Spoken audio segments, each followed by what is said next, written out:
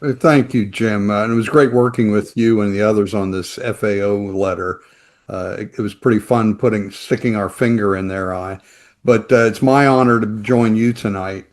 Um, Before we get started, just a quick word about the CO2 Coalition. We're 200, nearly 200 of the top scientists, engineers, energy experts in the world. And you might recognize some of these that sit on our board. Patrick Moore actually hired me in 2020 when Will Happer, our current chair, had stepped down to join the Trump administration. Patrick, of course, was a co-founder of Greenpeace. He sits on our board. Dr. John Clauser, Nobel laureate 22 in physics, on our board. And I think you're all familiar with Dr. William Happer of Princeton, eminent physicist. We'll talk the CO2. You might be familiar, and probably are familiar, about what we do in terms of scientific articles, reports, publications, commentaries.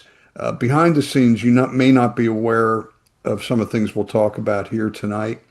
Uh, we're we hired our senior legal advisor, Chuck Weller, a couple of years ago, and he's been leading our efforts to construct comments for regulatory reform. And so, under federal regulatory reform here in the United States, we're blessed to have a lot of things going on, rolling back overreaching regulations.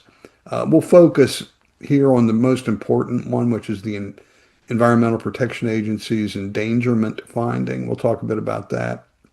Then you mentioned the United Nations Food and Agricultural Organization. There are actually two meetings. There's one in Rome and one in Spain. We'll talk a little bit about that. And then we're challenging the national and global scientific societies on their climate change policies. For regulatory reform, the focus here, all of this, the harmful nonsense, is all being driven by this demonization of CO2. They call it the demon molecule. We call it the miracle molecule. And our unofficial motto here at the CO2 Coalition is we love CO2 and so should you. This is a pull-up banner we have when we go to conferences that people's heads explode when the alarmists see that. We've also gone so far as creating billboards around the United States with this message. And again, heads explode as the fearmongers drive past the billboards.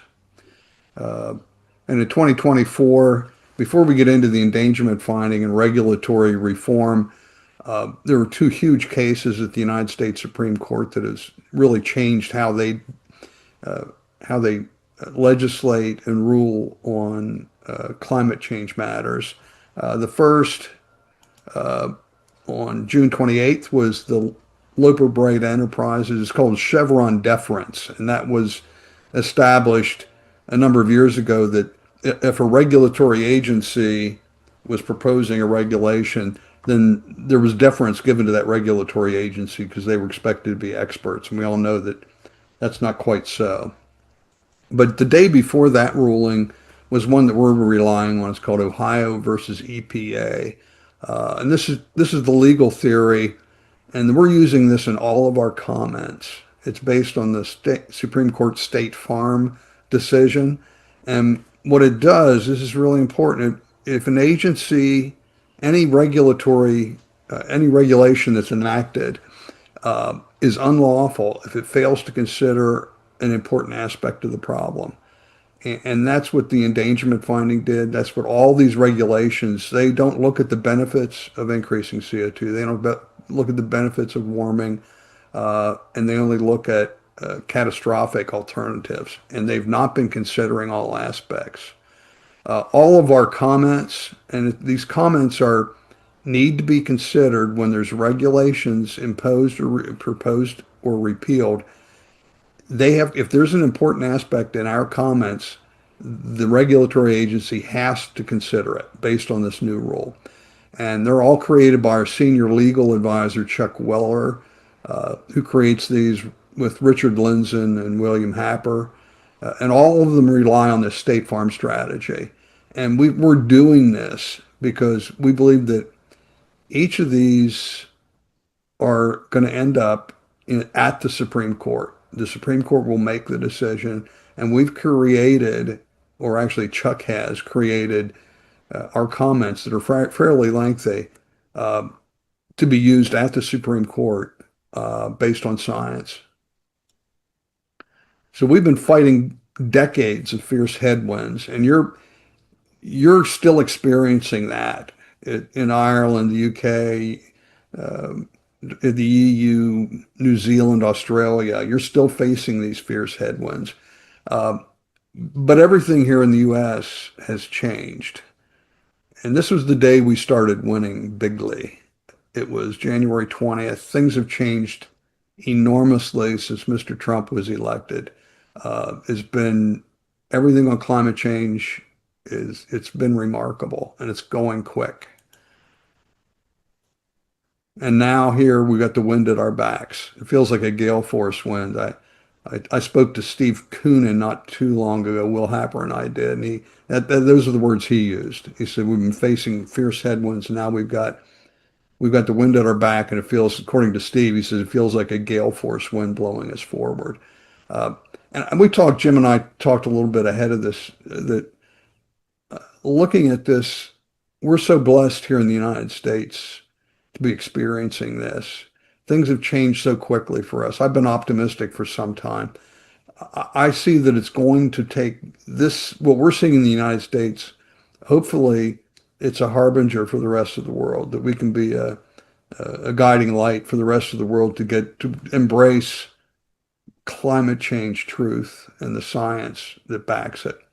And so what is the Environmental Protection Agency? Well, the first thing they did, 9 days after Trump was elected, the Environmental Protection Agency dismissed every single one of the members of their Science Advisory Board and Clean Air Scientific Advisory Committee. And since we have quite a stable of some of the top experts in the world, they opened up the nomination process. And we nominated 50 highly qualified experts to fill in these APA boards. And E&E News, for example, here the fearmongers didn't like what we were doing very much.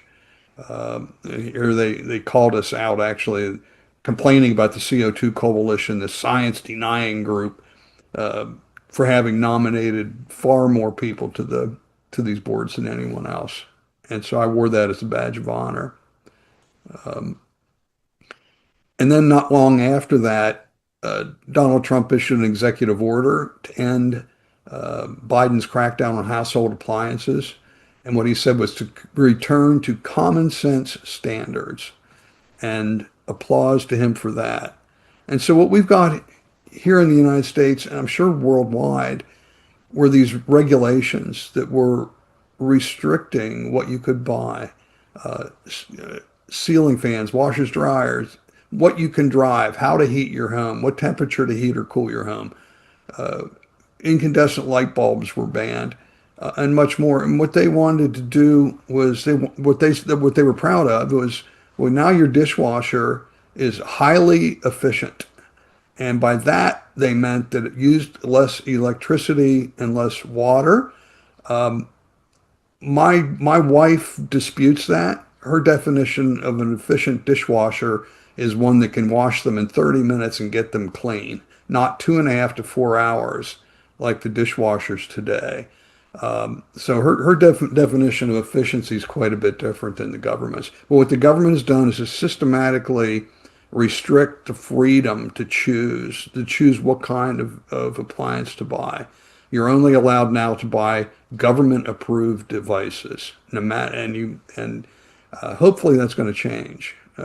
Hopefully we'll be able to buy shower heads that don't have flow restrictors, uh, and much, much more. And so the endangerment finding, this is the base of the house of cards this whole thing is based on. Uh, and EPA, Lee Zeldin is the administrator of EPA, uh, on June 17th announced that they were going to repeal the endangerment finding. And what is the endangerment finding? In 2009, it was the first step in the Obama Biden administration's overreaching climate agenda. That's cost people here in the United States trillions and worldwide trillions of dollars.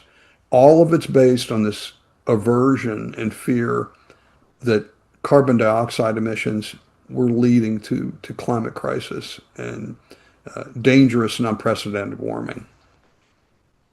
And so if we can knock this out, if we pull that first card out from this house of cards, the entire the entire house of cards will fall. And it's happening in real time right now. And we are part of it. There were four reasons what we've used. Chuck Weller, our senior advisor, has proposed. Uh, Again, we're creating these comments, and the comment for the endangerment finding. He's working diligently on one, and I'm doing a separate one along with Angela Wheeler back in our uh, Fairfield, Virginia office, who's listening in right now, I hope. But we're working together to do a second one on human health and climate change. Uh, but we're using four pillars here to repeal it. One, it's based on unscientific evidence. Also, it failed to consider the physics that demonstrates that CO2 will have a minimal effect on temperature. It failed to consider any of the benefits of carbon dioxide, and it failed to consider that eliminating carbon dioxide and fossil fuels will have disastrous effects uh, worldwide. So we're preparing right now a second comment by the CO2 Coalition in support of the repeal of the endangerment finding. Uh, this was first published in 2016 by Wes Allen, who's a member in Australia. It's an extensive, he graciously and courageously several weeks ago agreed to an update of this to bring it up to date from 2016. Uh, but it was a lot of work for him. He's not retired. He's still a physician full time in Australia. Um, and he took this on, did a wonderful update. We'll be publishing that hopefully later this week. And Jim, you'll be able to perhaps share a link to this publication when it's done. It's really good. At 48 pages, again, it's climate change and health, which directly uh, has to do with the endangerment finding that found that increasing CO2 was endangering the public's health. And so what's likely to happen with this is, again, this was announced June 17th. Comments are due in a few days here, and we'll get those done and out. A lot of people have already filed their comments. Again, these comments are very important because they have to be considered now based on those new Supreme Court regulations. They have to consider any substantive comments, which ours are. So the EPA will then review the comments probably over a 2 or 3 or 4 month period. Uh, and then likely they'll say, well, thank you all for submitting your comments. We've taken a look at this and we still believe that the endangerment finding will be repealed, should be repealed. They'll then be sued by the Environmental Defense Fund or one of the other uh, climate bedwetter groups. And what that will be then heard, it will be heard in the Fifth Circuit Court of Washington, D.C., which is wildly liberal. And that court will probably rule against the EPA, and then that will lead to the EPA appealing it to the Supreme Court, where hopefully we will be able to come in with our material. And so this will end up, along with the other uh, regulations that are moving forward. We didn't go through, there was a lot. There was the Clean Power Plant rule that we've commented on. There were some others. But the big dog here is the endangerment finding. And again, everything that we have done here at the CO2 Coalition in terms of this has all been being led by our senior legal advisor. And all of what we're arguing is with the understanding that it will be used at the Supreme Court. And we're pretty confident that it will probably be win the day at the Supreme Court because of their previous rulings last year. So it's an exciting time for us. It's not going to move quickly. But this hopefully will get going here in a bit. Uh, Jim, you talked about the United Nations Food and Agriculture Organization's global conference on sustainable livestock transformation. Um, and the title was Fostering Change, Scaling Innovations, Driving Solutions. Uh, there were a group of distinguished uh, agriculture and livestock experts around the world, from Paraguay to Spain to New Zealand, that participated in the creation of a letter. And we had an appendix that was quite detailed that was attached to it. And I was proud to be one of the lead signatory on this. And we posted from the CO2 Coalition to Bruno Telemans from the UN's FAO. And of course, we heard nothing back, and which is par for the course. But it was a month and a half of work or it felt like 3 months. But we find it's tough. It's difficult to get 12 or 15 scientists to agree completely on anything, but we did. Will Happer commends it as just a wonderful piece of work. So it's something we can rely on. And perhaps you could share that, Jim, with your people there. But there's also what came out of this was there's another uh, Second World Congress on Sustainable Livestock Farming that will also be held in November in Spain.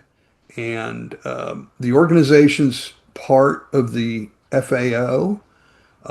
Its president, though, is Camino Limia, who signed our open letter to the FAO complaining and taking them to task for their climate change stance on livestock.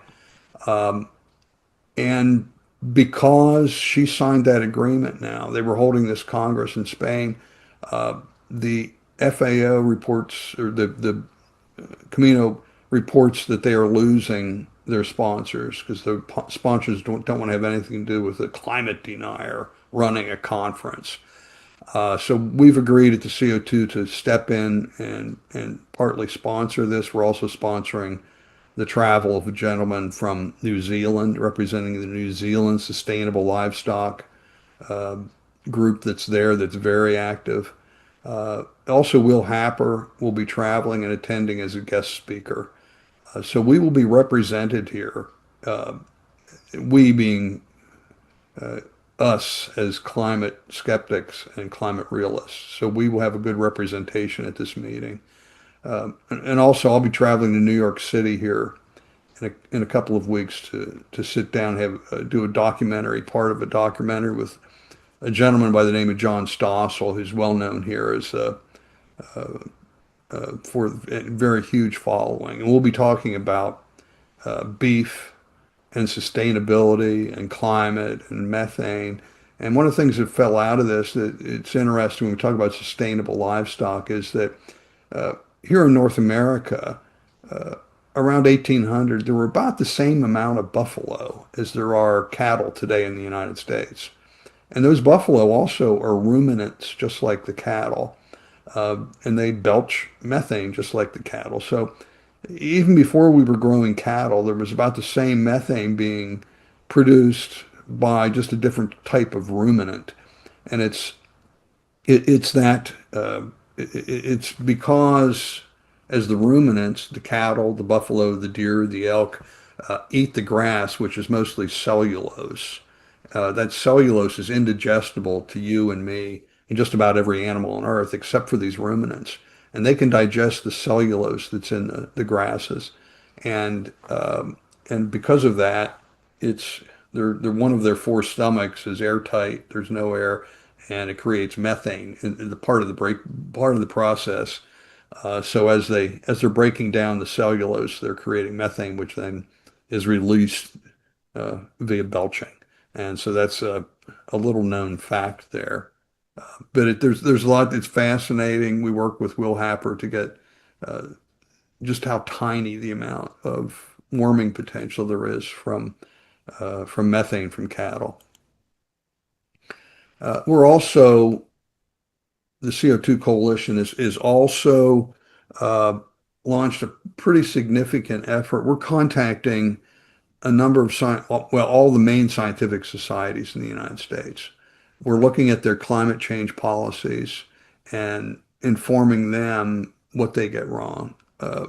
It turns out the American Association for the Advancement of Science is the big dog here in the United States, and forms a loose coalition with 17 other societies. And in 2009, which again was the same year that the endangerment finding was created, they sent a letter to all United States senators, just full of misinformation about why they needed to rein in not methane, carbon dioxide, and how global warming and climate change it was put us in great peril. Uh, and so we've taken that. They doubled down again this spring in May by advancing the same lies as they did back then in 2009. And so we've sent all of the presidents of the 18 societies detailed information. Of course, we've yet to hear back from any of them. We also sent a similar record to the letter and documentation to the Pontifical Academy of Sciences in the Vatican. Uh, that was hand delivered actually by one of our members, Greg Goodnight, who also delivered a copy of my new book to the Vatican Pontifical Academy of Sciences, and they get a lot wrong. They need to stick with saving men's and women's souls and stay out of the science business. It's I don't have the quote from Pope John Paul, but he had a wonderful quote about just that. That things went terribly wrong many centuries ago, and it's gone wrong here again. Um, so we're doing our part, trying to inform the world about this. One of the things I'm most proud of what we've done here at the CO2 Coalition, we do science, we do reports. Uh, we had people that were, our members were very concerned that our children, the science education in America and around the world, that our children were being indoctrinated into a climate cult. They were being taught consensus science and groupthink.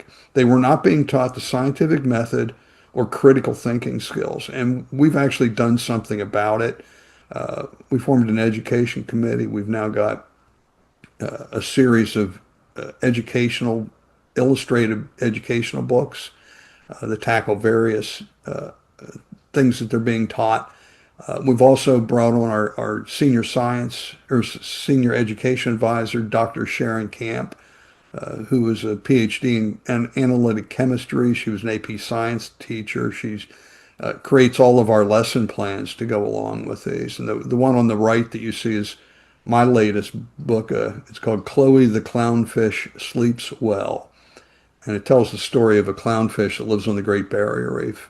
And I collaborated with Dr. Peter Ridd to create this book. It's a wonderful story and a wonderful method to tell the truth about what's actually happening on the Great Barrier Reef. And so this is, uh, we also attended the National Science Teaching Association's annual convention. We had a double booth there, lots of traffic, and we took a look at their climate policy, and we published a report on the day we showed up. It was called Challenging the NSTA's Position Statement on Climate Change. They did not like that. They did not like that one little bit. And the very next day, we had just distributed the last of our materials because they were in great demand. And the head of the NSTA showed up and said, "You need to remove all your materials." And I said, "Well, we're not going to do that." And he said, "You can't do this. You need to." And this is how this is an example of how they silence us. They kicked us out of the convention. No one I've ever talked to has ever seen anything like it. Now, this was our team of climate change warriors that were there. That's Dr. Sharon Camp, PhD in chemistry. Dr. Rafaela Nascimento, PhD chemistry. I'm a geologist. Angela Wheeler is our VP of marketing and multimedia. They kicked these scientists out of there. Probably the only two PhD scientists in the entire building. And so That's how they do. That's what they do. They silence you. They didn't say any of what we were doing was wrong. You just can't say it. Uh, I like to go through in the next 10 minutes or so, 15 minutes. Uh, I've got a new book, A Very Convenient Warming, How Modest Warming and More CO2 Are Benefiting Humanity. Uh, it's available. You get a look, search for convenient warming on Amazon. I thought with the time we've left, I could show you a few things that are in my book that you may or may not have. I know you've got a very educated audience here, Jim, but let's go through and take a look at a few of these things. Heat waves, fact versus fiction. 5 years ago, this would be the EPA website. If you Googled or searched for EPA and heat waves, this is the chart you would get showing heat waves in the United States to have peaked 80, 90 years ago in the 20s and 30s, uh, and not really increased today. Today, if you look at the EPA, if you search for EPA, look at the EPA for heat waves, this is what you will find. It's called Heat Wave Characteristics in the United States. No, it's not. It's not. You have to go way deep into the text to find out that this is not heat wave index in the United States. It's heat wave index of the 50 largest municipalities in the United States. Of course, you all know, you're smart. You know what the problem with that is. You know that heat has been generated artificially by concrete, asphalt, air conditioners, automobiles. It's the urban heat index, but they don't state that.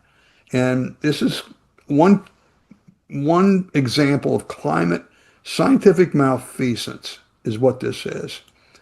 So these are from the 50 large metropolitan areas. This one on the top left is what it should be. The bottom right is what they're showing you. CO2 versus temperature. Of course, we're being told that CO2 increasing is driving temperature. When you see blue, it's CO2 through time, and the red is temperature. And I've been trying to not impose, but I've suggested we all adopt this as a methodology. Some people use green instead of blue for CO2, which you would think would be okay because of plant growth. Unfortunately, there's a large percentage of men are colorblind. They can't tell the difference between red or green. So if you use blue, you're safe here. So blue is CO2. Just as we started increasing CO2 in the mid 20th century, we went into a 33-year cooling trend, just as it started increasing. If we look at the longer term picture, the Central England temperature record versus carbon, or let's move the y-axis down a little bit. Another way to look at the same data is here, again showing that the warming actually started more than 300 years ago, long before we started adding CO2. Again, a little bit longer term perspective showed that the most recent warm period, the medieval warm period, occurred warmer than today and occurred at very low CO2 levels. And this is good documentation to why CO2 levels are from our emissions of fossil fuels, not from nature. And 8,000 years of temperature shows slowly increasing CO2 and slowly declining. Although it was declining in fits and starts, we saw a decline from the Holocene optimum 8,000, 6,000 years ago. And again, we talk about heads exploding I put this up when people have never seen this. Global warming does save lives. Many of you have seen this chart showing Dr. Antonio Gasparini. Another example of scientific malfeasance was this. It was one of the most recent studies. You could tell the scientists that put this together really, really didn't like the results. What they found was that cold kills 10 times as many people as heat. And I looked at this and I said, wait a minute, something's wrong here. This doesn't look right. And I went back into it and I looked a little bit closer. If you look closely, and I'll blow it up here for you, you'll see that the x-axis is different for the heat-related deaths and the cold-related deaths. The heat-related deaths on the right, 0 to 50. Cold was 0 to 250. So what they did was exaggerate by 5 times the amount of heat-related deaths. And the other thing that's kind of funny They only referred to cold-related deaths once, and every time after that, they called them non-optimal temperatures. And that's a good way to get around saying cold-related deaths. Yeah, non-optimal temperatures. So I, uh, I recreated this. The chart on the right is what the chart should have looked like. The chart on the left is what they used. All right. That is scientific malfeasance. That's not how we should do science. That's unacceptable. But that's just another great example of how they twist things. Is their chart that they showed incorrect? No, but they're twisting the data to make it seem that it's incorrect what they did. Glacial retreat. We also see glacial retreat and sea level rise going hand in hand, and we see that both sea level rise and glacial retreat really started in the early 1800s, and by the mid 1800s, the glacial retreat and sea level rise were about the same rate as it is today. But it started in the 1850s. It started warming 100 or 150 years before that. But the key here is it didn't get warm enough until the 1800s for summer ice melt to exceed winter ice accumulation, which is the key. This is a picture of my lovely wife and I up in front of John Muir Glacier, Glacier Bay, Alaska. As we were standing there, the captain of the ship came on the announcement. He said, you can see the calving of the glacier. This is proof of global warming. And I was screaming at him. I go, no, it's not. And so I did this is Glacier Bay. And I took a look at the historical records of where the ice was. Going back to, it's very well documented. In 1760, there was no Glacier Bay. It was completely full of ice. And so we can show where the retreat, where the face of that glacier was since 1760 until now. So this is a great example of are glaciers retreating? Yep, they sure are. Of course they should. Anytime it's warming and we're in a warming trend, glaciers will retreat. When it starts getting cold again, I hope it's not anytime soon, they'll start advancing. And sea level rise, again, began in the 1800s. It's currently rising at about 7 inches per century. Sorry, I'm not using millimeters, Jim, but you'll have to bear with my American terms here. And the Maldives are considered to be by the UN to be the most at-risk island nation in the world. They're going to be underwater by 2050, according to the UN. Is that the case? All right. 18,000 years ago, the Maldives were also just above sea level. And in the last 18,000 years, sea level has risen 400 feet. Why are these islands not under 400 feet of water, you might ask? Good question. And the answer is it's a combination of corals being able to grow very quickly and keep up with sea level, but it's also a geologic term called accretion. It's where the islands actually grow along. It's the sands and the gravels that ring the islands are washed up during storms, and then they're distributed across the island. You can just search for those two words, island accretion, to learn more about it. And so there are critters that move the sands around. Our next Sleep Well book is called Foxy the Fruit Bat Sleeps Well, about a fruit bat that it lives on the Maldives. And one of the interesting aspects here was that the parrotfish eat the corals. And according to Peter Ridd, some 80% of the sands and gravels around the islands are actually parrotfish poop. And my 12-year-old grandson just loved that when I told him that. But the middle school boys, they like when you hear stuff like that. But it's actually because they eat the corals, comes in one end and out the other. And but it helps the islands grow. And so this is just so what they're telling you is that the last 400 feet of sea level rise didn't put them underwater, but the next 2 inches, which is what it will be in 2050, will put them underwater. Well, that just doesn't meet the smell test. The common sense tells you that's just not so. And in addition, there's a construction boom going on with 20 plus resorts being constructed for airports. All of these are insured by multinational insurance companies that avoid risk like the plague. These insurance companies would not be insuring these if they thought they would be underwater in a few years or a couple of decades. Again, it doesn't meet the smell test. And again, let's just talk a little bit about consensus. We know Michael Crichton said there's no such thing as consensus science. If it's consensus, it isn't science. If it's science, it isn't consensus. And my favorite consensus quote was Richard Feynman, the noted Nobel laureate physics. I would rather have questions that can't be answered than answers that can't be questioned. And I'll leave you with that.